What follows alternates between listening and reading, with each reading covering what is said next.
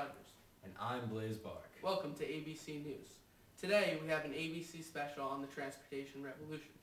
First we'll bring in our transportation specialist, Joe Boyce, and he will explain to us the projected effects of this complete change in our way of life. And here he is now. Hello, thanks for having me. You're welcome. Hello, Joe.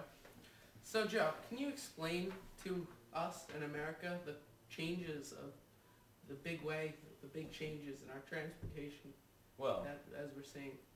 the first big reason is the increase in industries in the coastal cities. Because of this increase in the amount of goods, new markets need to be utilized, such as the markets out west. Also, the increase in population of the coastal cities has caused citizens to move out west. The canals and railroads that have made traveling out west much more convenient and faster. Okay, Joe, our next question is, what are the short and projected effects of this revolution? One short-term effect is the increase in tariffs, since we need to raise money to build the canals and railroads to get the people out west. And a long-term effect will hopefully be that America will be fully connected along this intertwined system of railroads and canals. Of course. Alright, well, you heard it, America. Thanks a lot, Joe. Thank you, Mr. Boyce. And now for a commercial break. Let's go for a ride in my sweet wagon. That's a dope ride.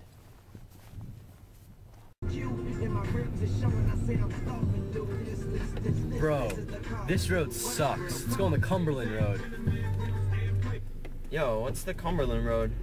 Well, it was supposed to go all the way to Missouri, from the capital, of course. But they ran out of funding, and it only goes to Mississippi. They ran out of funding. Yeah, that's why you should donate to 1-800-Cumberland Road today, and help us get all the way to Missouri. Yo. Even though it's the finest road now, it'll be even better later. What are they going to use the Cumberland Road for if they finish completion ever?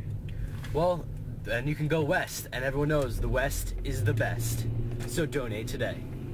Alright, let's go to the Cumberland Road. Ladies and gentlemen, pimps and players, half-ass rappers and true rhyme sayers. This is the call up. Yes, it is. So hold on to your teenage daughter. That's what you better because do. this is the call That's up. what it is. A lot more rich and a whole lot smaller. So cheap. In your brain, I'm caught up. And welcome back from our commercial break. Anyway, let's move on to the Erie Canal, the changing new sensation in the Northeast. So, the Erie Canal is a man-made waterway that connects the Hudson River to Lake Erie.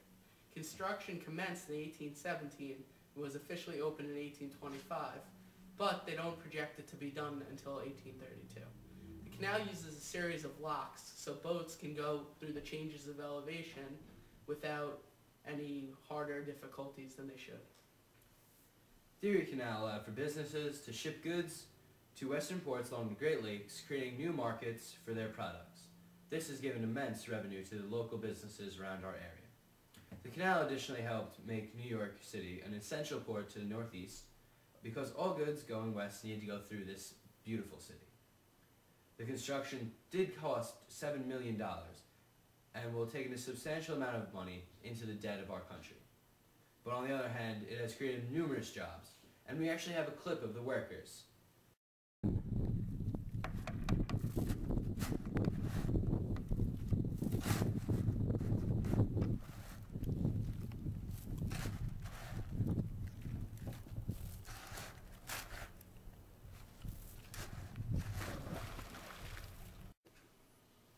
Welcome back to the studio. It's truly sad footage. Many deaths, many workers have lost their lives building the Great Canal. But anyway.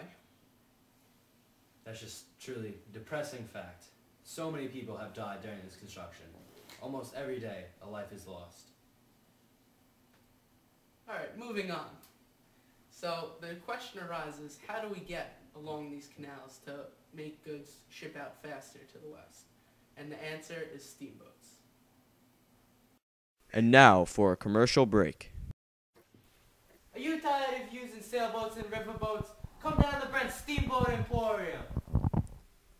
Long steamboats, short steamboats, luxurious steamboats, import steamboats, steamboats.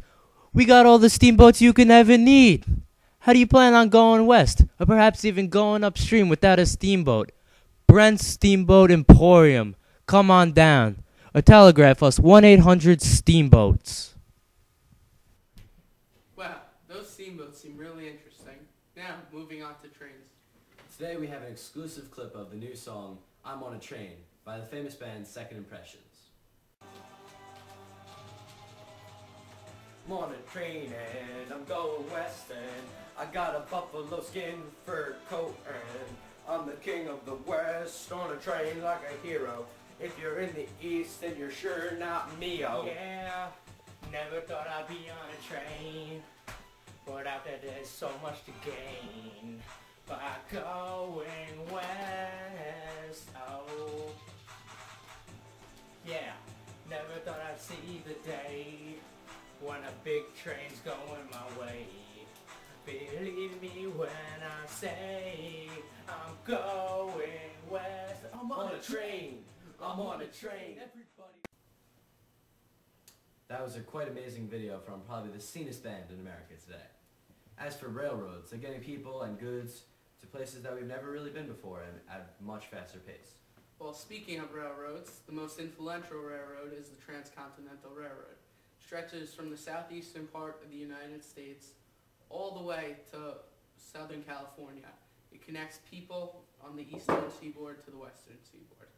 Not only that, but it's much faster than covered wagons, and much safer as well. You don't have to deal with pesky Indians, as your train will fly by them.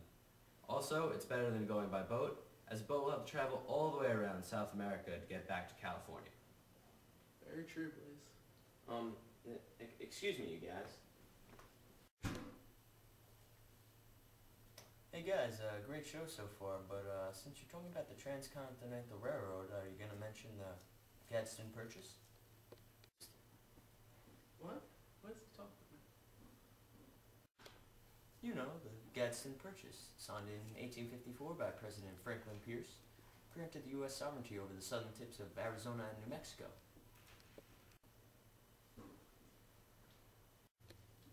Well, you see, the terrain in the southernmost portion of the land gained in the Mexican Cession, 1848, was too rocky for the Transcontinental Railroad, so... You brought a visual aid. Do you really bring that everywhere you go? Well, I do love the Gadsden Purchase. Well, what else could we say about the Gadsden Purchase? Well, I mean, just look at the possibilities. You got Franklin Pierce, hello, James Gadsden, not to mention topographical issues regarding the construction of the Transcontinental Railroad. I mean, the script practically writes itself. What? Hey, you guys. Hey, what do you guys think about the Webster-Ashburn Treaty?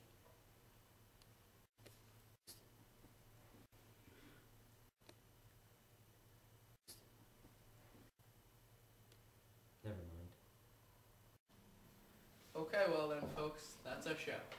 Stay classy, America.